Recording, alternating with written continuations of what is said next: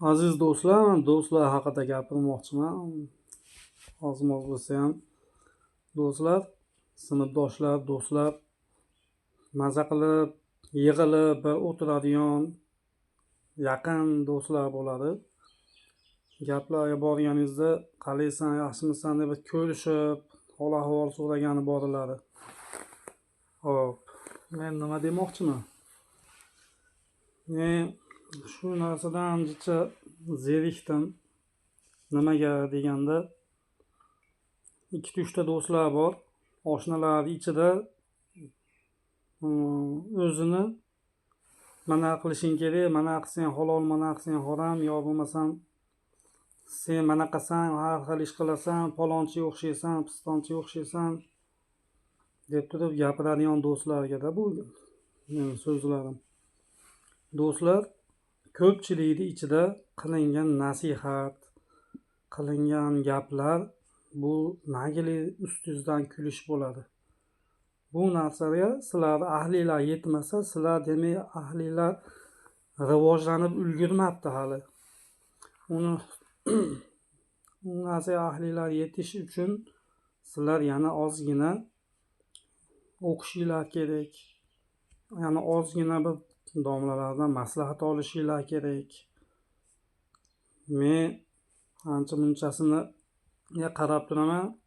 Bitta men emas, boshqalarni ham sen anaqasan, sen mana qilsan, sen mana qilishing kerak, men senga achinib gapiryapman deb turib, qog'ozga o'rab turib, orqasidan suv quyyapsizlar. Misol uchun, ko'pchilik ichida gapirish bo'lmaydi oshna. Men hammanglarni hurmat qilaman, hammanglar. Men sizlarni yomon demoqchi emasman. Sizlar yaxshi, zo'r odamsizlar. Lekin ko'pchilik ichida qilingan nasihat u nasihat emas. Nagili hurmatsizlik. Kulib qo'yaveraman.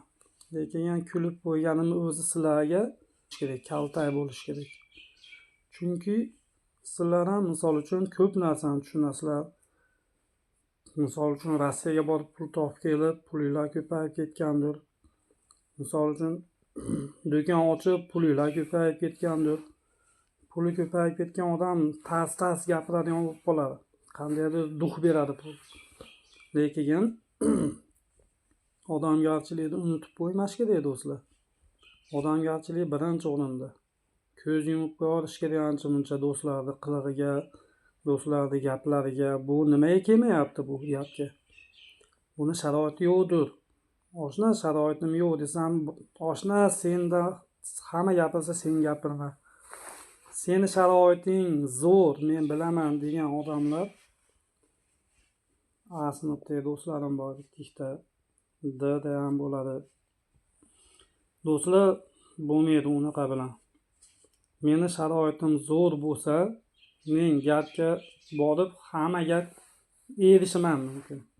Nimaga? Men do'stlarimga men kerak bo'lsa eriyman. Pulim bo'lsa eriyman. Pulim bo'lmasa men qanaqa qilib eriyman? Men qanaqa qilib gapga boraman? O'zingizlar tushuninglar. 5 yil mana shu tupida yurdim. 6 yil, 1 yilni qo'shmasam, boshlanishini qo'shmasam 1 yilni. 5 yil tupida yurdim. Tupidan chiqdim, xudo xolasa deyarlik. Men bu gaplarimni yo'q paytda do'stlar ichida yo'qchiligi boshqa bo'layotgan paytda diqqat qilish kerak emas. Ish so'rab murojaat qilganimda kamida 30 marta rad javobini olganman. Zarra chempionat bermay rad etishgan. Har doim shu hol takrorlangan.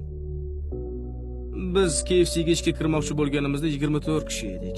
23 kishi ishga qabul qilindi. Faqatgina men rad javobini oldim. 6 kishi politsiyaga ishga kirishga harakat qildik va mendan tashqari hamma qabul qilindi. Amakivacham bilan 2 soat davomida bo'limga ishga kirmoqchi bo'lganimizda vaziyat yana takrorlandi. Biz uzoq navbatda turdik. Natijada menga yana rad javobini berishdi, lekin amakivacham qabul qilindi. Men uchun bu oddiy holatga aylanib qolgandi, lekin bu muvaffaqiyatsizliklar men uchun yaxshi hayot maktabi bo'lgan. 30 yoshgacha men o'zimni eng omadsiz inson deb o'ylardim, lekin hech qachon taslim bo'lmaganman. Har doim vaziyatdan chiqish yo'li borligini bilardim. Ish so'rab murojaat qilganimda kamida 30 marta rad javob